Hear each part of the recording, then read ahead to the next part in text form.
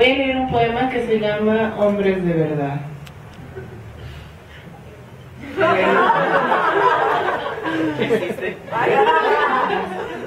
Escuchen el poema, ¿no? Primero, después sacan sus conjeturas. Gracias.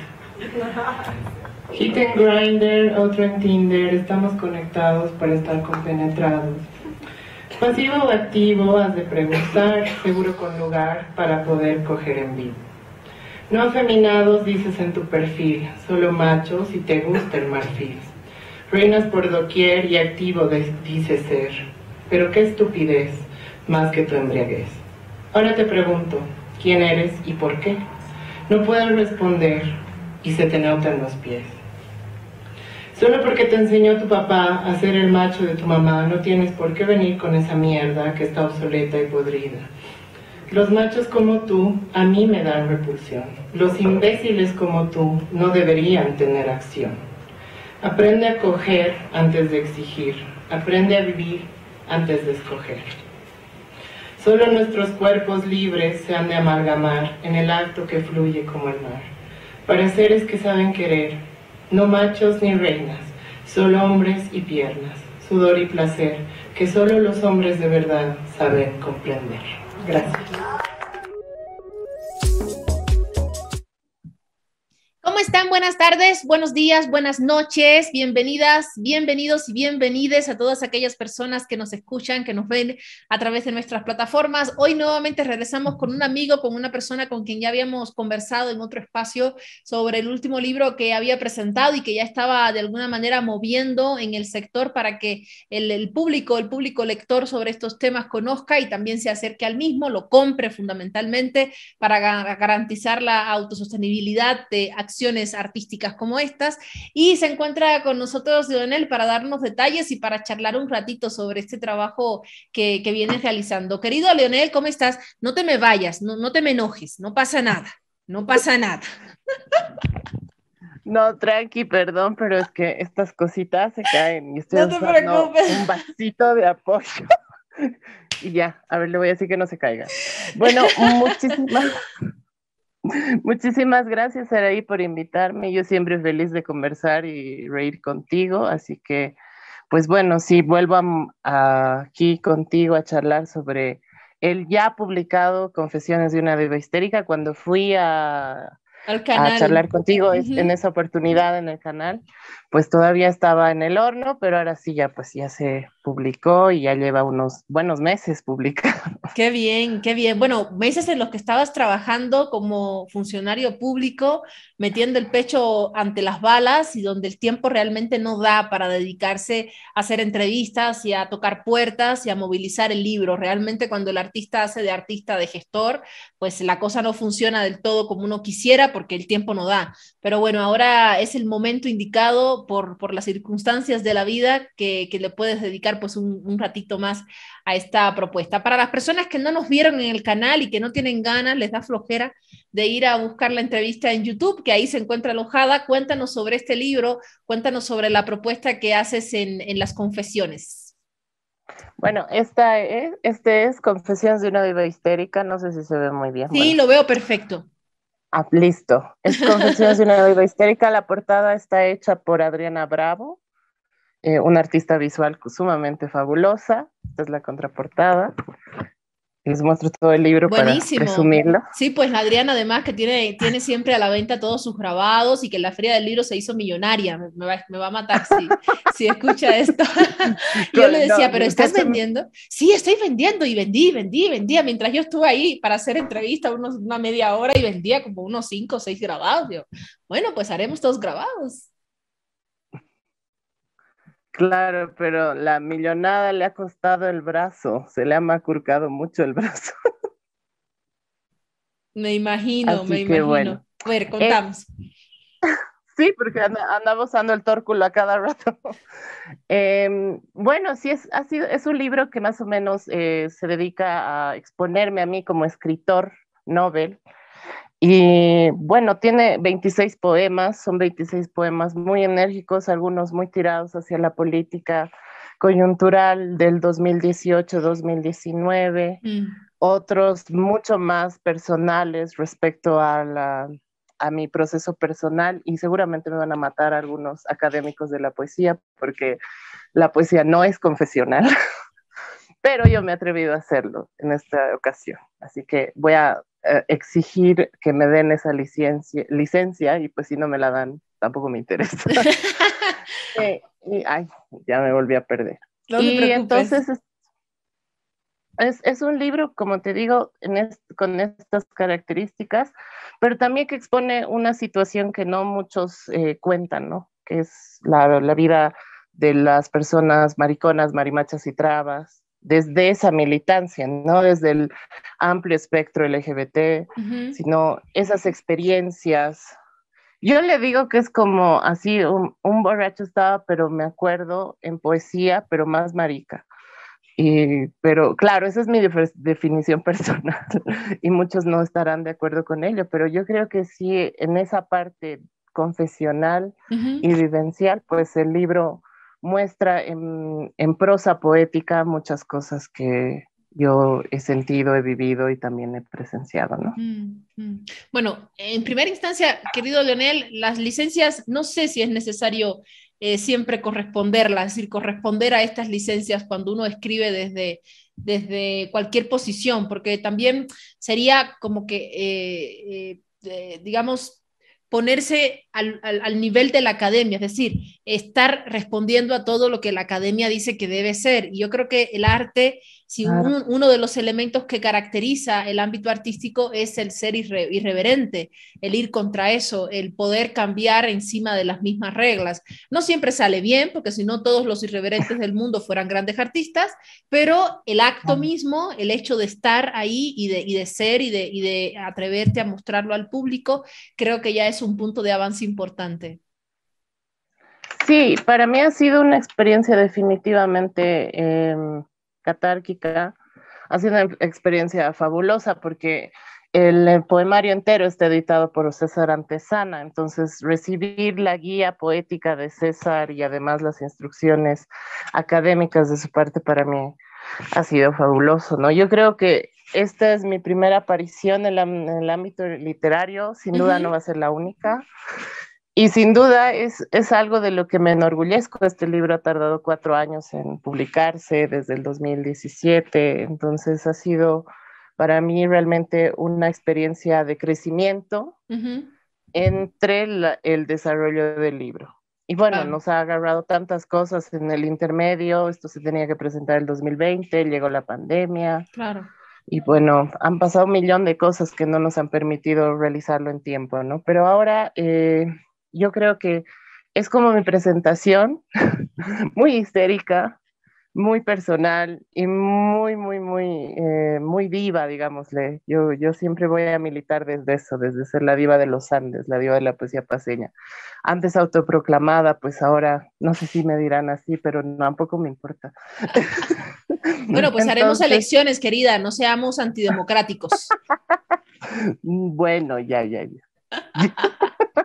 Que ya de autoproclamadas estamos hartos. Ya. A ver, no, justo haciendo alusión a esta broma completamente política, cuéntame sobre estos trabajos que están relacionados con el ámbito de la política, con el contexto político en el que estábamos viviendo, hasta dónde nos encontramos con el Leonel o la Leonel, ya no sé qué género usar, me vas a disculpar, porque cada vez que decido escoger uno, pues me equivoco, ya te voy a contar mi experiencia con Edgar.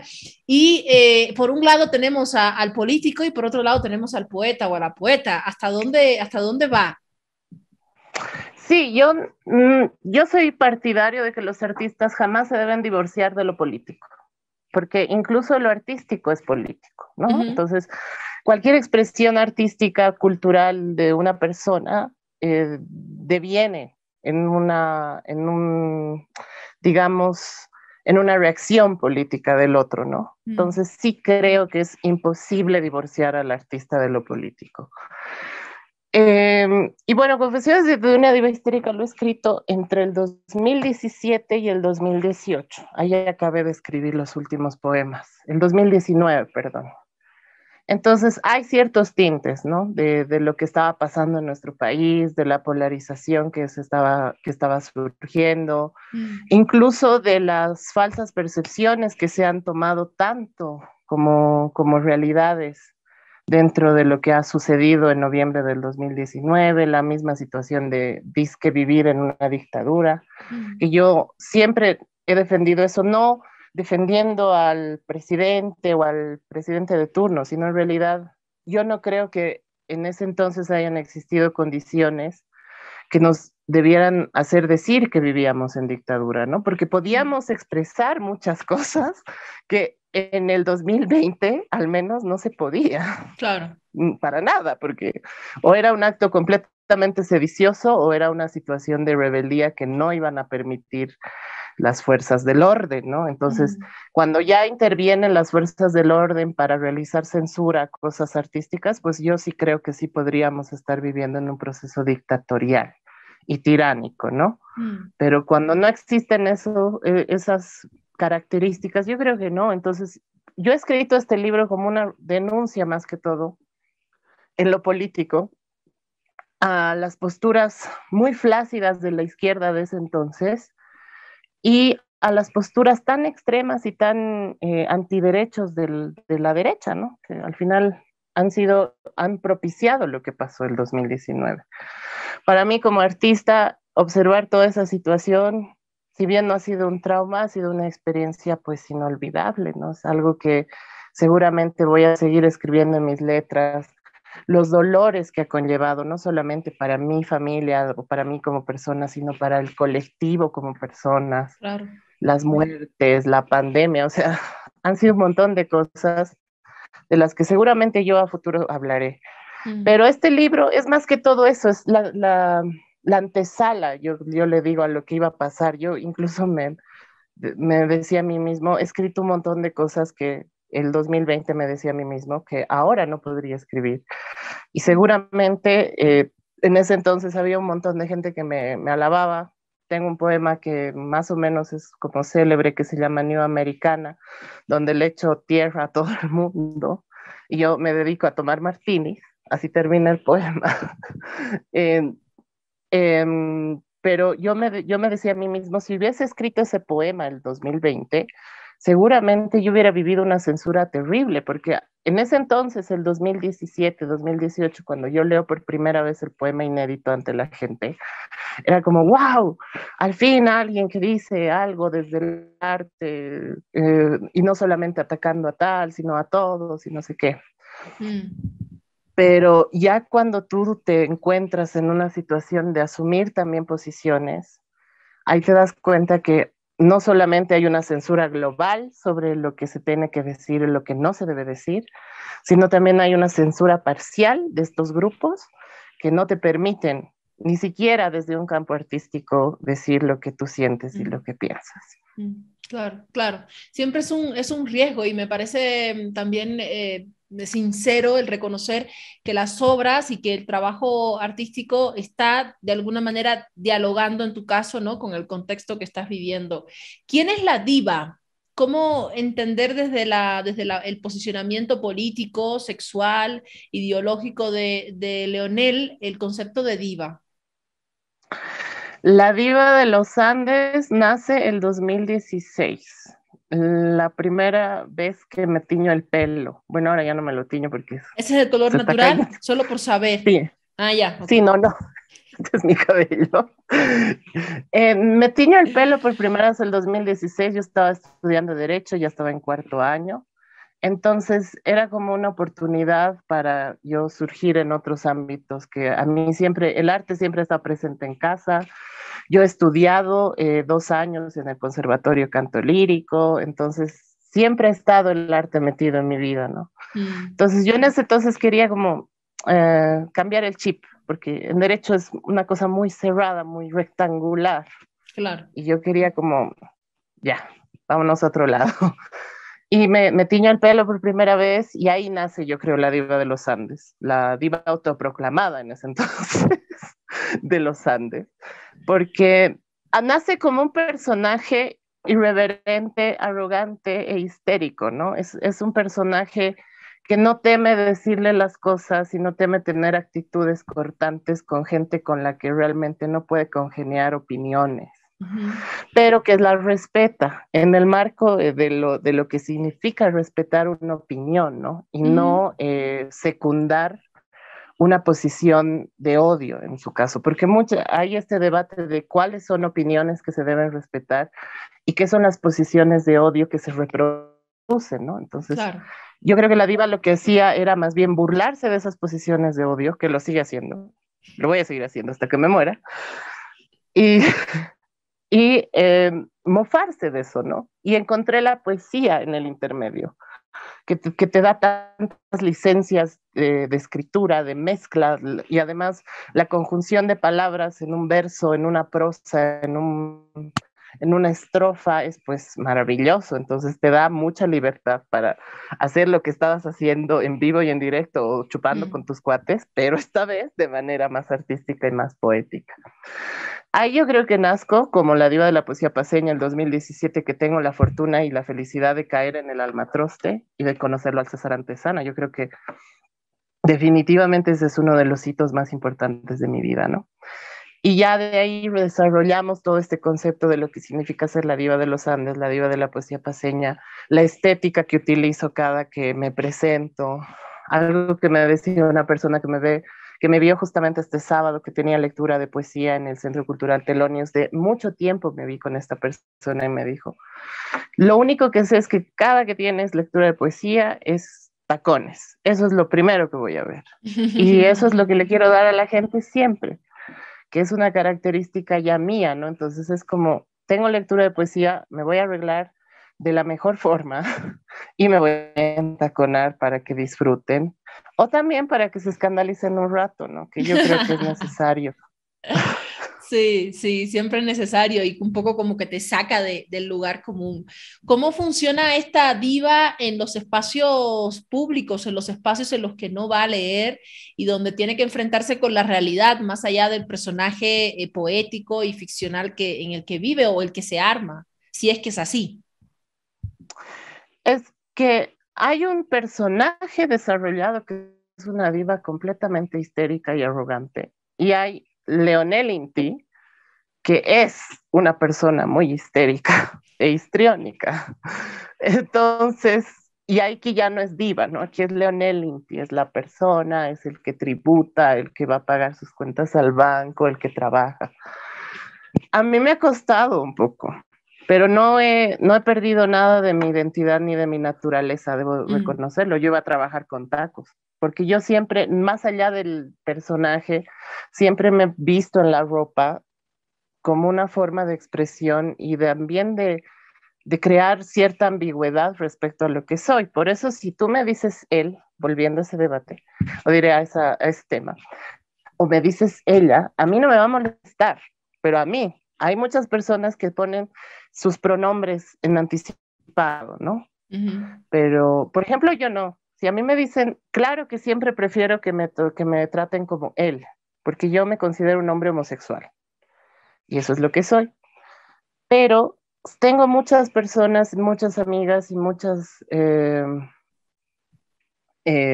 personas muy allegadas a mí, que a veces se les sale, amiga, querida, ¿cómo estás? Y no es algo que a mí me moleste, que a mí me gusta jugar estar en esa ambigüedad. Claro. Yo me acuerdo que iba a trabajar con un bigote completamente bien recortado y con unos tacos súper altos, entonces era como, ¿qué onda? Que se defina de una vez, pero para mí era mi diario. Para mí sigue siendo mi diario, porque la verdad es que yo me visto y me expreso de esa manera así, ya sea en la función pública, donde tuve el placer y el disgusto de trabajar durante un año, porque una cosa es ver la función pública desde afuera y otra cosa es conocerla desde adentro. Sí. Entonces, por eso siempre digo, tuve el placer y el disgusto de haber trabajado ahí. Y pues encontrarte en esos espacios con gente que tú piensas que por esa misma construcción estatal e ideológica que se tiene, que te van a aceptar, y muchas veces no es así. Claro. Muchas veces vives bajo un estigma completo. Es como cuando algunas veces he ido a hacer trámites al banco o a O sea, la Contraloría del Estado que me ha pasado, que estaba con unas botas rojas súper altas y que había gente que se burlaba y que se reía, pero yo no les ataco a ellos, ¿sabes? Yo creo que mi misma imagen ya les resulta intimidante. Ahora lo que yo tampoco permito, y no lo he hecho desde, y lo hago y lo denuncio siempre desde mi arte también, es que la gente sea violenta. Claro. Eso sí, no. La verdad es que no podría yo sustentar un proceso violento. Y tampoco es que yo voy a responder con violencia, pero tengo una voz muy estridente, así que yo creo que un grito basta y sobra. Un poco aguda. Ah, sí, un poco aguda. La gente me decía, ¿por qué tu voz es así?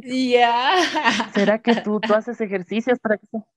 Yo le decía, no, de hecho en la premilitar, el sargento que me abusaba por obvias razones, Claro. me obligaba a fumar y se me quedó, porque ahora fumo como una chimenea, pero no sigue siendo igual.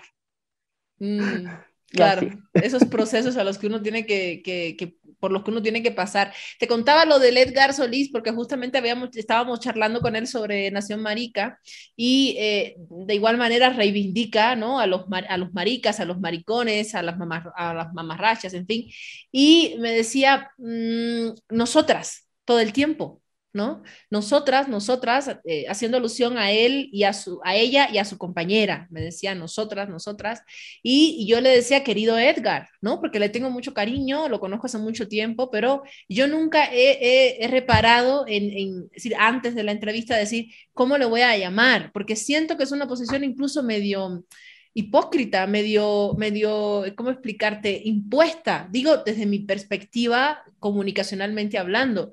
Si yo todo el tiempo me la paso diciendo nosotros y nosotras y de momento empiezo a hablar en una entrevista de ellas y nosotros, creo que realmente como que se nota que estoy haciendo una imposición para quedar bien con el invitado y yo la verdad es que no tengo por qué hacerlo, porque más allá de los denominativos que utilice, yo respeto la posición sexual, ideológica, política de cualquier persona, pero me encuentro en un conflicto. Entonces le decía, Edgar, tú te llamas nosotras todo el tiempo, yo te digo, querido Edgar, ¿qué hago? ¿Qué pasa? Es decir, yo estoy mal, pero a ver, contame de dónde viene, ¿no? Y me hacía toda la historia de por qué se identificaba como mujer.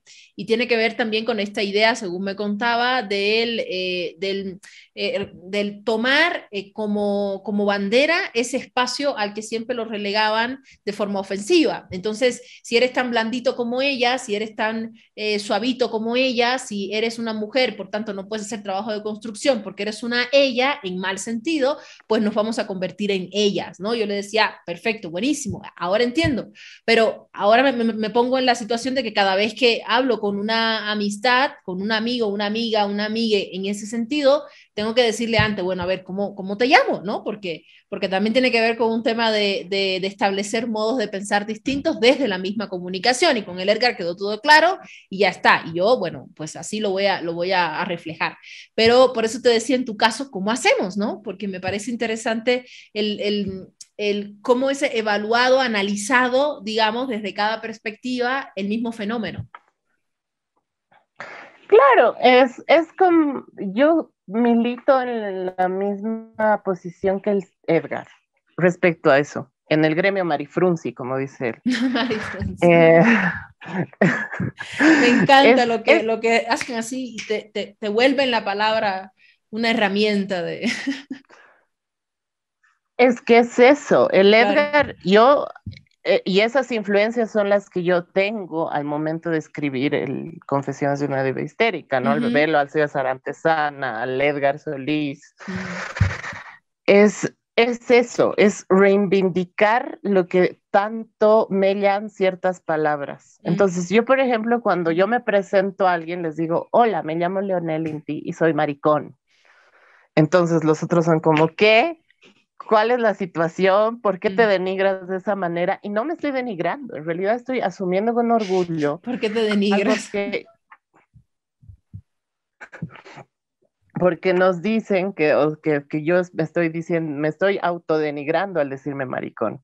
Y no creo que sea la situación, porque creo que estoy reivindicando lo que una palabra ha quebrado durante tantas décadas, tantos siglos incluso, a tanta gente, ¿no? Porque llamarle en la calle a alguien maricón es como el máximo insulto a su hombría y lo poco que se podría resistir.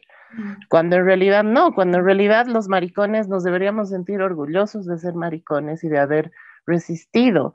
Se habla tanto de resistencias, de resistencias indígenas, de resistencias humanas en cualquier ámbito, pero también se olvidan estas resistencias de la periferia y de las maricas que estamos afuera, ¿no? Desde también un blanqueamiento muy hipócrita, como dices tú, eh, de la comunidad LGBTIQ+, por ciertos activistas. Pero yo creo que lo que el Edgar, el César e incluso yo tratamos de hacer a partir de la palabra es pues devolvernos un poquito de orgullo, o un máximo de orgullo en nuestro caso, a todas estas cosas que supuestamente nos tendrían que mellar. Claro, sí, y yo les respeto muchísimo porque es toda es decir, un reto así totalmente fuerte el ir contra lo que te dicen que debe ser, el salir con tacones a la calle y tu bigote. Yo la verdad es que me saco el sombrero porque no sé si estaría yo en la fortaleza necesaria para soportar cada mirada, cada risa, ¿no? Y no pelearme en cada esquina. Llega un punto en que imagino que ya entiendes que la violencia es como que el espacio en el que menos se puede dialogar, en el que menos se puede intercambiar, porque ya como que ahí se acaba el diálogo, es quien golpea más fuerte y ya está. Sin embargo, creo que el accionar desde el ámbito artístico, desde el ámbito cultural, desde otros espacios, creo que es lo que necesitamos como sociedad. Bueno, querido Leonel, yo quisiera saber dónde está el libro en estos momentos, dónde el público puede acceder a él, dónde pueden comprarlo, el costo y cuáles son los próximos proyectos que me imagino que ya tienes en mente para continuar con el movimiento del texto. Bueno, el libro está ahorita disponible en la editorial Almatroste, que se pueden comunicar con Bea Jurado, con César Antesana, si quieren un ejemplar. Lo están vendiendo a 40 bolivianos. Ya. Próximamente va a tener ya un lugar fijo donde se pueda comprar, pero por ahora hasta ahí. Voy a presentar el libro en la Ciudad del Alto este 22 de abril en el marco de una feria, ay, gracias, en el marco de una feria que va a realizar la Fundación Cultural del Banco Central de Bolivia, así que los espero este viernes 22 de abril para que nos veamos también en el Alto. Yo creo que me causa mucho más ilusión, ¿sabes?, presentar en la Ciudad del Alto, porque para mí el Alto es una ciudad que está creciendo, que se está desarrollando, y pues qué más bonito que ir a mostrar tus letras, la literatura que estás proponiendo a una ciudad que se está construyendo, ¿no? Claro. Entonces, a mí me causa mucha ilusión. Genial. Y ahí espero verlos. Voy a moverme un poco por el país. Voy a viajar a Sucre en mayo para presentar justamente el libro y a ver pues cuándo me voy a Santa Cruz y a Cochabamba. Pero les Qué voy a estar bien, avisando. qué bien. Bueno, yo te voy a pasar contactitos de editoriales que sé que podrían, bueno, tengo la idea que podrían ayudarte, ya después si no quieren ya tú les puteas, pero bueno, te voy a pasar contactos para que hagas el enlace y ver la posibilidad, sin duda alguna, de que pueda llegar pues a más público y que quizás en un futuro no muy lejano puedas acceder a publicar más ejemplares, que siempre es el sueño de todo escritor. Sí, de todas maneras he trabajado en unos 2 textos ya estos 2 años y que este año me voy a animar a hacer algo que no he hecho durante tantos años, que es presentarme a concurso, así que voy a estar presentándome a algunos concursos y a ver, veremos Claro cómo que nos sí, va. de una vez, de una vez, de una vez, con buenas energías. Qué lindo conversar contigo, Leonel. Me alegra que estés bien, que estés ahí luchando con la vida, con todo lo que te pone delante, fuerte, como siempre es necesario hacer ante cualquier circunstancia. Y bueno, pues acá nos tienes para apoyarte en lo que sea. Este 22 de abril, pues estaremos compartiendo también en la presencia de tu libro en esta feria y pues hasta la próxima. Muchísimas gracias a vos siempre, Saraí. Como te lo he dicho la anterior vez, es un placer pues reírnos un ratito y pues también agradecerte por todo lo que haces en el ámbito cultural, ¿no? Yo considero que eres de las pocas periodistas culturales serias que tiene el país y te lo agradezco y te lo celebro públicamente. Muchas Muchísimas gracias. gracias, pues, Saraí. Gracias, gracias, te agradezco. Muy bien, accedan al texto de Leonel y luego saquen sus propias conclusiones. Tienen la posibilidad de rebatirlo, discutir, escribirle, sin haters, por favor. Pero pues accedan a él para luego saber de qué hablar. Seguimos con más en nuestra próxima entrevista.